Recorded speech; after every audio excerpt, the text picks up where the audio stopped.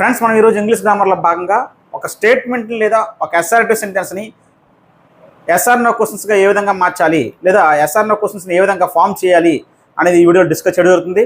ఈ టాపిక్ అనేది TET exam సంబంధించి ప్రీవియస్ టెట్లో ఇవ్వడం జరిగింది. అలాగే సిలబస్లో భాగంగా ఈ టాపిక్ మీకు ఎక్స్ప్లెయిన్ చేయడం జరుగుతుంది. సో ఒక ఎస్ఆర్టీ సెంటెన్స్ లేదా ఒక స్టేట్మెంట్కి ఎస్ఆర్నో క్వశ్చన్ ఏ విధంగా ఫామ్ చేయాలనేది ఈ వీడియోలో కంప్లీట్గా మీకు ఎక్స్ప్లెయిన్ చేయడం జరుగుతుంది. ఓకేనా? వీడియో చివరి వరకు స్కిప్ చేయకుండా వాచ్ చేయండి.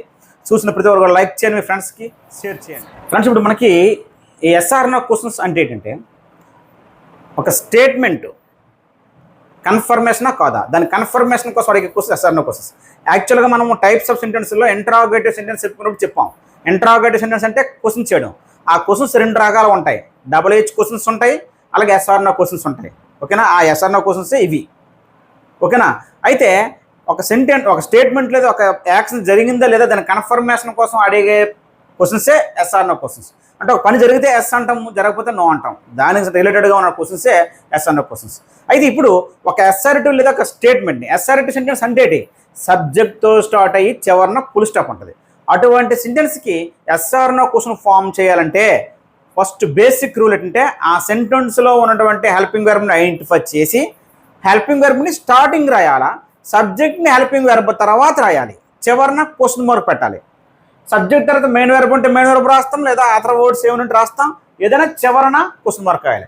కాన్సెప్ట్ ఏంటంటే హెల్పింగ్ వెర్బ్ని స్టార్టింగ్లో రాయాలి, తర్వాత సబ్జెక్ట్ని రాయాలి, చివరిన క్వశ్చన్ మార్క్ పెట్టాలి. ఇది బేసిక్ రూల్ క్వశ్చన్ ఫామ్ చేయాలంటే. ఎస్ఆర్నో క్వశ్చన్ రాయాలన్నా, డబుల్ హెచ్ క్వశ్చన్ రాయాలన్నా. ఓకేనా? అయితే ఇక్కడ హెల్పింగ్ వెర్బ్స్ ఇక్కడ రాశాను ఆల్రెడీ. మనకి ఇక్కడ 24 ఉంటాయి. అవి ఏంటంటే am is are, was were, do, does, did, have, has, had, will, would, shall, should, can, could, may, might, need, must, ought to, used to, dare. ఇవి మనకి హెల్పింగ్ వెర్బ్స్గా పనిచేస్తాయి. ఓకేనా? ఇవి ఎక్కడన్నా ఐడెంటిఫై చేసి వాటిని స్టార్టింగ్లో రాయాలి, తర్వాత సబ్జెక్ట్ రాయాలి. ఫస్ట్ మోడల్ 1కి సంబంధించి కొన్ని ఎగ్జాంపుల్స్ మనం ప్రాక్టీస్ చేద్దాం.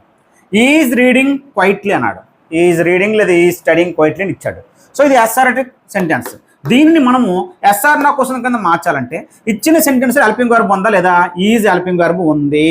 ఇవ్వండి helping verb. So helping verb ఉన్నప్పుడు హెల్పింగ్ వెర్బ్ని స్టార్టింగ్లో రాయాలని చెప్పాను. ఈజ్ని స్టార్టింగ్లో రాయాలి. అప్పుడు సబ్జెక్ట్ స్టార్టింగ్లోని సబ్జెక్టే కదా. చూడండి, హీ అనేది సబ్జెక్ట్. సో హెల్పింగ్ వెర్బ్ స్టార్టింగ్లో రాసి సబ్జెక్ట్ని తర్వాత రాయాలి, రిమైనింగ్ వర్డ్స్ అని తర్వాత యాజ్ ఇట్ ఈజ్గా రాసేయాలి. రాసి చివరన క్వశ్చన్ మార్క్ పెట్టాలి తప్పనిసరిగా. Is he reading quietly? చూసారు, క్వశ్చన్గా మారిపోయింది. ఈజ్ హీ రీడింగ్ క్వైట్లీ అన్నాం. అది ఎస్ఆర్నో క్వశ్చన్ ఫామ్ చేయడం. దే ఆర్ వాచింగ్ మూవీ అని ఉంది. దీనికి మనము ఎస్ఆర్నో క్వశ్చన్ ఫామ్ చేయాలంటే ఇచ్చిన సెంటెన్స్ హెల్పింగ్ వెర్బ్ ఉందా లేదా? ఉంది. ఇది ఇక్కడ ఆర్. సబ్జెక్ట్ ఏంటి? దే. ఇప్పుడు హెల్పింగ్ వెర్బ్ని స్టార్టింగ్కి తీసుకురావాలి, ఆర్ను ముందు రాయాలి. హెల్పింగ్ వెర్బ్ ముందు రాసి తర్వాత ఏం రాయాలండి? సబ్జెక్టు. ఏంటి ఇక్కడ? They, are, they. Remaining words అని యాజిటీవ్గా రాసియండి. చివరన క్వశ్చన్ మార్క్ పెట్టాలి. ఓకేనా? Next, I have eaten already. ఇందులో subject I, helping verb have. ఓకేనా? గుర్తుపెట్టుకోండి, హ్యావ్ అయినా, హ్యాజ్ అయినా, హ్యాడ్ అయినా, హ్యావ్, హ్యాజ్, హ్యాడ్ ఇవి హెల్పింగ్ వెర్బ్లు అవ్వాలంటే వీటి తర్వాత V3 అని వెర్బ్ ఫామ్ ఉండాలి. అప్పుడే హెల్పింగ్ వెర్బ్లు అవుతాయి. V3 అంటే వెర్బ్ యొక్క మూడో రూపం. ఉదాహరణకి play, played, played, go, went, gone. అందులో మూడో రూపం ఉండాలి. హ్యావ్ పక్కన, హ్యాజ్ పక్కన, హ్యాడ్ పక్కన. అప్పుడు అవి హెల్పింగ్ వెర్బ్లుగా పనిచేస్తాయి. ఓకేనా? సో హ్యావ్ ఈటెన్ ఇది వెర్బ్ యొక్క మూడో రూపం. ఇది చూసుకోండి, వెర్బ్ యొక్క మూడో రూపం కాబట్టి మనకి ఇక్కడ హ్యావ్ అనేది హెల్పింగ్ వెర్బ్. ఇప్పుడు హెల్పింగ్ వెర్బ్ని స్టార్టింగ్లో రాయండి. హ్యావ్, తర్వాత subject have I, remaining words రాసేయండి. Have I eaten already, question mark. Next అండి, షీ హ్యాజ్ రీచ్డ్ హైదరాబాద్.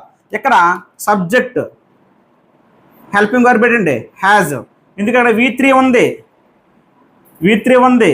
ఓకేనా? ఎందుకు సార్ ఇక్కడ హ్యావ్, హ్యాజ్ అంటే హెల్పింగ్ వెర్బ్ అనేసుకోవచ్చు కదంటే హ్యావ్, హ్యాజ్, హ్యాడ్ని ఒకసారి మెయిన్ వెర్బ్లుగా కూడా ఓడుతాం.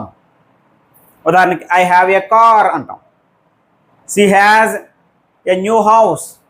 షీ హ్యాజ్ 2 బ్రదర్స్ అంటాం. అక్కడ వాటి తర్వాత హ్యావ్ తర్వాత హ్యాజ్ అవుతాయి. ఎటువంటి వెర్బ్ యొక్క మూడో రూపం లేదు. అప్పుడు అవి మెయిన్ వెర్బల్గా పనిచేస్తాయి. హ్యావ్, హ్యాజ్, హ్యాడ్ అనేవి మెయిన్ వెర్బులుగా హెల్పింగ్ వెర్బులు అవ్వాలంటే పక్కన వెర్బ్ యొక్క మూడో రూపము ఉండాలి. ఓకేనా? చూడండి, ఇక్కడ హెల్పింగ్ వెర్బ్ ముందు తీసుకురండి. హ్యాజ్, తర్వాత సబ్జెక్ట్ రాయండి. హ్యాజ్ షీ రీచ్డ్ హైదరాబాద్, చివరిన క్వశ్చన్ మార్క్. ఓకేనా? నెక్స్ట్ అండి, they had visited America before అని ఉంది. దే సబ్జెక్ట్ అండి. హ్యాడ్ అనేది హెల్పింగ్ వెర్బ్, ఎందుకంటే పక్కన వెర్బ్ 3 ఉంది. ఓకేనా? ఇప్పుడు హెల్పింగ్ వెర్బ్ ముందు తీసుకురండి. హ్యాడ్, సరే subject had they, remaining words visited America before, చివరిన క్వశ్చన్ మార్క్. ఓకేనండి? నెక్స్ట్ అండి, Giri will come tomorrow, subject ఇది హెల్పింగ్ వెర్బ్, విల్ ఉంటే హెల్పింగ్ వెర్బ్. ఇప్పుడు చూడండి, హెల్పింగ్ వెర్బ్ ముందు తీసుకొచ్చేయండి. విల్ గిరి హెల్పింగ్ వెర్బ్, తర్వాత సబ్జెక్ట్ రాయాలా. రిమైనింగ్ వర్డ్స్ అని రాసిన తర్వాత మిగిలిపోయింది. Come tomorrow, will Giri come tomorrow, question mark. Next అండి, you can do the work అని ఉంది. యూ సబ్జెక్ట్, కెన్ అనేది హెల్పింగ్ వెర్బ్, రిమైనింగ్ వర్డ్స్ అవన్నీ. ఓకేనా? హెల్పింగ్ వెర్బ్ ముందు తీసుకురండి. Can you, can you, remaining words do the work, చివరిన question mark. ఇచ్చోండి, ఇది వి. ఇది ఇక్కడ helping verb we should leave now అని ఉంది. ఇక్కడ వి అనేది సబ్జెక్ట్, షుడ్ అనేది హెల్పింగ్ వెర్బ్, మిగతా రిమైనింగ్ వర్డ్స్. ఇప్పుడు హెల్పింగ్ వెర్బ్ ముందు తీసుకురండి. Should,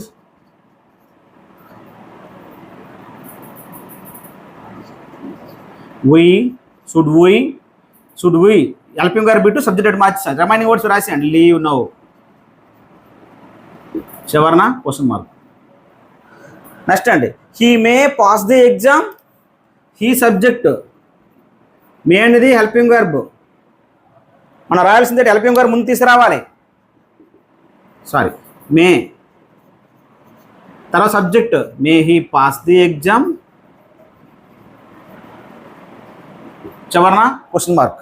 Gita could sing songs, Geeta could sing songs, Geeta subject, could అనేది హెల్పింగ్ వెర్బ్. ఓకేనా? ఇప్పుడు హెల్పింగ్ వెర్బ్ ముందు తీసుకురండి. కుడ్, తర్వాత సబ్జెక్ట్ రాయండి. గీత, రిమైనింగ్ వర్డ్స్ సింగ్, సాంగ్స్, చివరి క్వశ్చన్ మార్క్. చూసారు, ఇవన్నీ ఎస్ఆర్ నో క్వశ్చన్స్ కింద మార్చేసాం. కాన్సెప్ట్ ఒకటే, హెల్పింగ్ వెర్బ్ను ఐడెంటిఫై చేసి హెల్పింగ్ వెర్బ్ను స్టార్టింగ్ రాసి సబ్జెక్ట్ దాని తర్వాత రాయడమే, రిమైనింగ్ వర్డ్స్ అని రాసి చివరిన క్వశ్చన్ మార్క్ పెట్టడమే. ఓకేనా? ఇది మోడల్ 1. ఇప్పుడు మోడల్ 2 చూద్దాం. నెక్స్ట్ మోడల్ నెంబర్ 2 చూడండి. ఇక్కడ సెంటెన్స్ చూడండి, children like sweets. Children like స్వీట్స్ని ఎస్ఆర్ నో క్వశ్చన్ కింద ఫామ్ చేయమని అడుగుతాడు. లేదా చిల్డ్రన్ లైక్ స్వీట్స్ అనే ఎస్ఆర్టీ సెంటెన్స్కి క్వశ్చన్ ఫామ్ రాయమంటాడు. అసలు క్వశ్చన్ ఫామ్ తయారు చేయాలంటే అది డబుల్ హెచ్ క్వశ్చన్ అయినా ఎస్ఆర్ నో క్వశ్చన్ అయినా క్వశ్చన్ ఫామ్ తయారు చేయాలంటే కావాల్సింది బేసిక్ రూల్ అంటే హెల్పింగ్ వెర్బ్ ఉండాలి. కానీ చిల్డ్రన్ లైక్ స్వీట్స్లో ఎక్కడ హెల్పింగ్ వెర్బ్స్ లేవు. వేటికి హెల్పింగ్ వెర్బ్స్ ఉండవంటే వెర్బ్ యొక్క మొదటి రూపం V1కి హెల్పింగ్ వెర్బ్ ఉండదు. అలాగే V1కి SRES అంటే గోకి గోస్కి, ప్లేకి ప్లేస్, లైక్కి likes, come comes, sing sings. ఈ విధంగా V1కి V1 SRESకి హెల్పింగ్ వెర్బ్స్ ఉండవు. అలాగే వెర్బ్ 2కి ఉండవు. వెర్బ్ యొక్క రెండో రూపం అంటే మనము వెర్బ్ యొక్క 3 రూపాయలు నేర్చుకుంటాం. V1, V2, V3. ఏంటంటే go, went, gone, come, came, come, see, saw, seen. ఇందులో V1కి V2కి హెల్పింగ్ వెర్బ్స్ ఉండవు. అవి ఇండిపెండెంట్ ఫామ్స్. వెర్బ్ యొక్క రూపాలలో ఇండిపెండెంట్ ఫామ్స్, వేటి పైన ఆధారపడవు, ఇండివిజువల్గా మీనింగ్ ఇస్తాయి. అందువల్ల వాటి ముందు హెల్పింగ్ వెర్బ్లు ఉండవు, డైరెక్ట్గా అవే ఉంటాయి వెర్బ్ 1, వెర్బ్ 2కి. అలాగే వెర్బ్ 1తో పాటు V1 SRESకి కూడా హెల్పింగ్ వెర్బ్ ఉండదు. మరి ఇవి ఇచ్చినప్పుడు ఎస్ఆర్ నో క్వశ్చన్ ఫామ్ చేయాలంటే హెల్పింగ్ వెర్బ్ ఉండాలి కదా. మరి ఏం చేస్తామంటే జాగ్రత్త చూడండి. వెర్బ్ 1 కానీ ఇచ్చినట్లయితే హెల్పింగ్ వెర్బ్గా డూ తీసుకోవాలా. వెర్బ్ 1కి SRES ఇచ్చినట్లయితే డస్ తీసుకోవాలి. వెర్బ్ 2 ఇచ్చినట్లయితే డిడ్ తీసుకోవాలి. ఓకేనా. హెల్పింగ్ వెర్బ్గా డూని, డస్ని, డిడ్ని తీసుకోవాలా. తీసుకున్న తర్వాత మన రూల్ ప్రకారంగా తర్వాత ఎటు రాయాలా, సబ్జెక్ట్ రాయాలా. తర్వాత ఇప్పుడు కూడా డూ డస్ డిడ్లు ఎప్పుడు కూడా తప్పనిసరిగా వెర్బ్ 1 అనే ఫాలో అవుతాయి. అప్పుడు రిమైనింగ్ వర్డ్స్ ఏమైనా రాసి చివరన క్వశ్చన్ మార్క్ పెట్టాలా. అది రూల్. ఇచ్చిన సెంటెన్స్లో వెర్బ్ 1 ఉంటే డూ తీసుకోవాలా, అప్పుడు డూ తీసుకొని డూ తర్వాత సబ్జెక్ట్ రాయాలా, తర్వాత వెర్బ్ 1 రాయాలా. Do plus subject plus V1 చివరన క్వశ్చన్ మార్క్. ఒకవేళ V1కి SRES ఉన్నట్లయితే అంటే డస్ తీసుకోవాలి, డస్ తర్వాత సబ్జెక్ట్ రాయాలి, V1 రాయాలి. Does plus subject plus V1 చివరన క్వశ్చన్ మార్క్. V2 ఇచ్చినట్లయితే did plus subject plus V1 చివరన క్వశ్చన్ మార్క్. ఇది కాన్సెప్ట్. ఓకేనా. చూద్దాం ఇప్పుడు. Children like sweets. ఇందులో మనకి సబ్జెక్ట్ ఇక్కడ చిల్డ్రన్. లైక్ అనేది వెర్బ్ 1. వెర్బ్ 1 ఉంటే ఇక్కడ ఏమేమి తీసుకోవాలంటే వెర్బ్ 1 ఉంటే డూ రాసి డూ తీసుకొని తర్వాత సబ్జెక్ట్ రాయాలి. ఓకేనా. వెర్బ్ 1 ఉంది కాబట్టి డూ రాయాలి హెల్పింగ్ వెర్బ్ కింద. హెల్పింగ్ వెర్బ్ కింద డూ రాయాలి. హెల్పింగ్ వెర్బ్ ఏం రాయాలండి, సబ్జెక్ట్. డూ చిల్డ్రన్ రాసి ఎప్పుడు కూడా డూ డస్ డిడ్ దేని ఫాలో అవుతుంది చెప్పాను, వెర్బ్ 1. లైక్కి వెర్బ్ 1 లైకే కదా. రిమైనింగ్ వర్డ్స్ ఏమన్నా ఉన్నాయి, స్వీట్స్ చివరన question mark. Do children like sweets, do children like sweets అనాలి. ఓకేనా. Next Giri goes to walk every morning ఉంది. ఇక్కడ సబ్జెక్ట్ ఏంటి ఇక్కడ, గిరి. ఇక్కడ ఎక్కడ హెల్పింగ్ వెర్బ్ లేదు, ఏముంది ఇక్కడ V1కి SRES ఉంది, గోస్. V1కి SRES ఉంటే ఏం తీసుకోవాలి హెల్పింగ్ వెర్బ్ కింద, డస్ తీసుకోవాలి. సో స్టార్టింగ్ డస్ రాయాలి హెల్పింగ్ వెర్బ్. అప్పుడు సబ్జెక్ట్ ఇటు తీసుకురావాలి. Does Giri, Giri.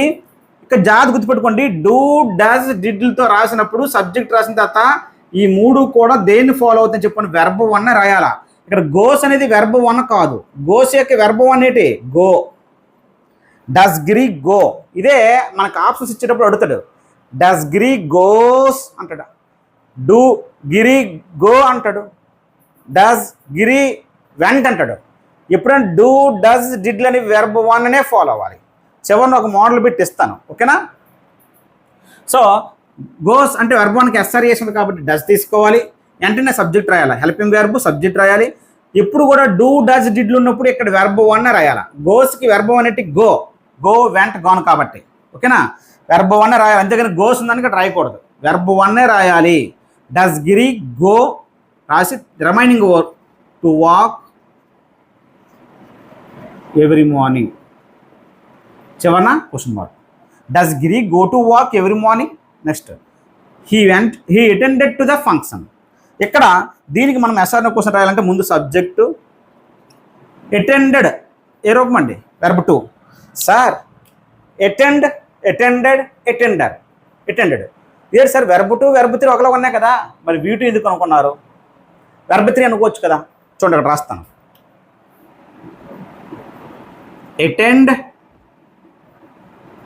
అటెండెడ్. ఇది V1, ఇది V2, ఇది V3. సార్ మీరు ఇక్కడ అటెండెడ్ అంటే V2 అన్నారు కదా, కానీ V3 కూడా అటెండెడే కదా. మరి ఏమనుకోవాలంటే వెర్బ్ 3 అవ్వాలంటే దాని ముందు హ్యావ్ కానీ హ్యాజ్ కానీ హ్యాడ్ కానీ ఉండాలి. లేదు సెంటెన్స్ ప్యాసివ్లో ఉన్నప్పుడు దాని ముందు యామీజార్ కానీ వజవర్లు కానీ ఉంటాయి. వెర్బ్ 3కి ముందు యామీజార్లు కానీ వజవర్లు కానీ ఉంటాయి, లేదా హ్యావ్ కానీ హ్యాజ్ కానీ హ్యాడ్ కానీ ఉంటాయి. అప్పుడు మాత్రమే అది వెర్బ్ 3 అవుతుంది. దాని ముందు ఒక హెల్పింగ్ వెర్బ్ ఉండాలి, వెర్బ్ 3 అవుతుంది. కానీ అటెండెడ్కి ముందు ఇక్కడ ఏమైనా ఉందా, లేదు. కాబట్టి ఏమనుకోవాలి, అప్పుడు వెర్బ్ 2 అనుకోవాలా. సార్ ఈ రెండు ఒకలాగా ఉన్నాయి కదా, V2 అనుకోవాలా V3 అనుకోవాలంటే V3 అవ్వాలంటే V3కి ముందు ఒక హెల్పింగ్ వెర్బ్ ఉండి తీరుతుంది. ఇక్కడ హెల్పింగ్ వెర్బ్ లేదు కాబట్టి V2 అనుకోవాలా. సో V2 అయితే ఏం తీసుకోవాలండి, డిడ్ తీసుకోవాలి. డిడ్ తీసుకుని ఎట్లా తర్వాత సబ్జెక్ట్ ఏంటంటే ఇక్కడ హీ. ఇందాక చెప్పాను, డూ అయినా డస్ అయినా డిడ్ అయినా ఇక్కడ రాయాల్సింది ఏ వెర్బ్ రాయాలి, వెర్బ్ 1 రాయాలా. ఇక్కడ అటెండెడ్ ఇచ్చాడు, కానీ డిడ్ తర్వాత సబ్జెక్ట్ రాసి ఇక్కడ వెర్బ్ 1 రాయాలా. అటెండెడ్ యొక్క వెర్బ్ 1 ఏంటండి, అటెండ్ టు ద ఫంక్షన్. చివరి question mark. Did he attend to the function. ఆప్షన్స్లో క్లియర్గా మనకి అటెండెడ్ ఇస్తాడు. డిడ్ తర్వాత ఇక్కడ వెర్బ్ 2 రాదు, వెర్బ్ 1 రాయాలి. అక్కడ మిస్టేక్ ఇస్తాడు, గుర్తుపెట్టుకోవాలి. చివరిలో ఒక బిట్ ఇస్తాను మీకు, ఓకేనా, model bit. Next, Geetha has 4 brothers. Has అంటే సారీ హ్యావ్ హ్యాజ్ కనబడితే హెల్పింగ్ వర్బ్స్ ఎక్కడ అనుకోవచ్చు. హ్యావ్ హ్యాజ్ యాడ్లు హెల్పింగ్ వర్బ్ అవ్వాలంటే పక్కన వెర్బ్ యొక్క మూడో రూపం ఉండాలి. Have played, has played, had played, have gone, has gone, had gone. Verb యొక్క మూడో రూపం ఉంటేనే హెల్పింగ్ వర్బ్ పోతాయి, సింగిల్గా ఉంటే మెయిన్ వర్బ్లుగా పనిచేస్తాయి. ఇక్కడ చూడండి, గీత హ్యాజ్ 4 బ్రదర్స్. ఇక్కడ గీత అనేది సబ్జెక్టు, ఇక్కడ హ్యాజ్ అనేది హ్యాజ్ పక్కన వెర్బ్ యొక్క మూడో రూపం లేదు కాబట్టి ఇది మెయిన్ వర్బ్ అవుతుంది. మెయిన్ వర్బ్లో ఎన్నో రూపం అవుతుంది అంటే జాగ్రత్త చూసుకోండి. హ్యావ్ అనేది వెర్బ్ 1, హ్యాజ్ అనేది వెర్బ్ 1కి SRES అనుకోండి. హ్యాడ్, హ్యావ్ ఇచ్చినప్పుడు డూ తీసుకోండి, హ్యాజ్ ఇచ్చినప్పుడు డజ్ తీసుకోండి, హ్యాడ్ ఇచ్చినప్పుడు డిడ్ తీసుకోండి. అప్పుడు సబ్జెక్ట్ రాయండి, V1 రాయండి, క్వశ్చన్ మార్క్ అండి. సేమ్ అలాగే, ఓకేనా. హ్యావ్ ఇస్తే డూ, హ్యాజ్ ఇస్తే డజ్, హ్యాడ్ ఇస్తే డిడ్, తర్వాత సబ్జెక్ట్, తర్వాత వెర్బ్ 1 క్వశ్చన్ మార్క్. ఎప్పుడు హ్యావ్ హ్యాజ్ హ్యాడ్లు సింగిల్గా ఉంటేనే సెంటెన్స్లో అవి మెయిన్ వెర్బులుగా పనిచేస్తేనే, ఓకేనా. పక్కన వెర్బ్ యొక్క మూడో రూపం ఉండవు, అది ఒకటే సింగిల్గా ఉంటుంది. అప్పుడు ఇది హ్యాజ్ ఇచ్చాడు, హ్యాజ్ ఇచ్చాడు కాబట్టి ఏం తీసుకోవాలండి, ఇక్కడ డజ్ తీసుకోవాలి. తర్వాత సబ్జెక్ట్ రాయండి, డజ్ గీత రాసి వెర్బ్ యొక్క ఎన్నో రూపం రాయాలా, V1. మరి ఇక్కడ ఇచ్చింది ఏంటి, హ్యాజ్. హ్యాజ్కి V1 ఏంటి, హ్యావ్. హ్యావ్ యొక్క రూపాలు ఇవి, ఇదే మెయిన్ వెర్బ్, ఇదే వెర్బ్ 1 కాబట్టి డస్ గీత హ్యావ్ 4 బ్రదర్స్. చివరి question mark. Does Geetha have 4 brothers? అర్థమైంది కదా. నెక్స్ట్ అండి, they have a lot of money. ఇక్కడ చూడండి, దే సబ్జెక్ట్, హ్యావ్ అనేది సింగిల్గా ఉంది, పక్కన వెర్బ్ యొక్క మూడో రూపం లేదు. సింగిల్గా ఉంటే మెయిన్ వెర్బ్ కానీ తీసుకోవాలా. అప్పుడు హ్యావ్ బదులుగా ఏం తీసుకోవాలి, హెల్పింగ్ వెర్బ్ డూ తీసుకోవాలి. ఏం తీసుకోవాలి, డూ. సబ్జెక్ట్ ఏంటంటే దే, డూ దే. డూ రాసి సబ్జెక్ట్ రాసి వెర్బ్ 1 తప్పనిసరిగా రాయాలా. డూ డస్ డిడ్లు ఎప్పుడు వెర్బ్ 1 అనే ఫాలో అవుతాయి కాబట్టి డూ దే రాసి, ఇదే వెర్బ్ 1 కదా, హ్యావే కదా, no problem. Do they have a lot of money. చివరన క్వశ్చన్ మార్క్, ఓకేనండి. ఇదండి, ఇది మోడల్ నెంబర్ 2, ఓకేనా. నెక్స్ట్ మోడల్ నెంబర్ 3 చెప్పిన తర్వాత ఒక మోడల్ బిట్ చెప్తాను మీకు. నెక్స్ట్ మోడల్ నెంబర్ 3 చూడండి. మోడల్ నెంబర్ 3లో ఏమొస్తాయంటే ఇచ్చిన సెంటెన్స్లో మనకి బీ ఫామ్ వెబ్స్ కనబడతాయి. బీ ఫామ్ వెబ్స్ పక్కన ఎటువంటి మెయిన్ వెర్బ్లు ఉండవు. ఇంగ్ ఫామ్ కానీ, అంటే ఇక్కడ చూడండి మనకి ఇక్కడ యామ్, ఈజ్, ఆర్, వాజ్, వర్ ఉన్నాయి కదా. వీటి తర్వాత ఎక్కువగా మనకి ఇంగ్ ఫామ్ కానీ లేదా వెర్బ్ యొక్క మూడో రూపంగా వస్తాయి. యామ్ తర్వాత, ఈజ్ తర్వాత, ఆర్ తర్వాత, వజ్ తర్వాత, వర్ తర్వాత అయితే ing form playing, singing, reading అని, లేదా వెర్బ్ యొక్క మూడో రూపమైన వస్తుంటాయి. సో హెల్పింగ్ వెర్బ్సే. కానీ ఇప్పుడు మోడల్ నెంబర్ 3లో యామ్, ఈజ్, ఆర్, వజ్, వర్ల తర్వాత ఎటువంటి వెర్బ్ రూపం ఉండవు. అలా ఇచ్చినప్పుడు దానికి SRN క్వశ్చన్ ఫామ్ చేయాలంటే ఆ పక్కన V1కి ఇంగ్ ఫామ్ కానీ వెర్బ్ యొక్క మూడో రూపం లేనప్పటికి కూడా వాటినే హెల్పింగ్ వెర్బ్ కానీ తీసుకొని వాటినే స్టార్టింగ్ రాసి తర్వాత సబ్జెక్ట్ రాసడమే, ఓకేనా. చూద్దాం. Your sister is a doctor. ఇక్కడ యువర్ సిస్టర్ అనేది సబ్జెక్ట్, ఈజ్ అనేది వెర్బ్, ఇది మెయిన్ వెర్బ్ ఇదే, హెల్పింగ్ వెర్బ్ ఇదే. మెయిన్ వెర్బ్ ఇదే, హెల్పింగ్ వెర్బ్ ఇదే తీసుకోవాలి. A doctor remaining words. So am, is, ఆర్లు కనబడ్డాయన్న, వజ్, వర్లు ఉన్నాయంటే అవే హెల్పింగ్ వెర్బ్లు. పక్కన ఇంగ్ ఫామ్ ఉన్నా లేకపోయినా, వెర్బ్ 3 లేకపోయినా ఈ SRN క్వశ్చన్స్ మార్చేటప్పుడు యామ్, ఈజ్, ఆర్, వజ్, వర్లు కనిపించాయి అంటే వాటిని హెల్పింగ్ వెర్బ్ తీసుకొని వాటి స్టార్టింగ్లో రాసియండి, ఓకేనా. ఈజ్ని స్టార్టింగ్ పెట్టండి. Is your sister